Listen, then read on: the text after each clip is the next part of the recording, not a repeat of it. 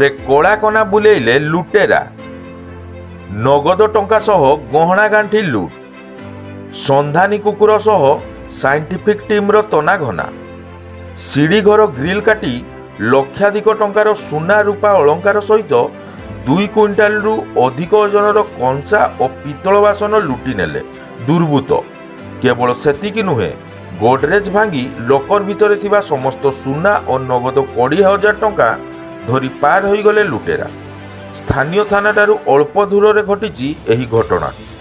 ଜରୁରୀ କାମରେ ବାହାରକୁ ଯାଇଥିବା ମାହାଙ୍ଗା ଗାଁର ଶୈଲେନ ମୁଖାର୍ଜୀ ଆଜି ଏହି ବଡ଼ ଧରଣର ଲୁଟ୍ ସମ୍ପର୍କରେ ଥାନାରେ ଏତଲା ଦେଇଥିଲେ।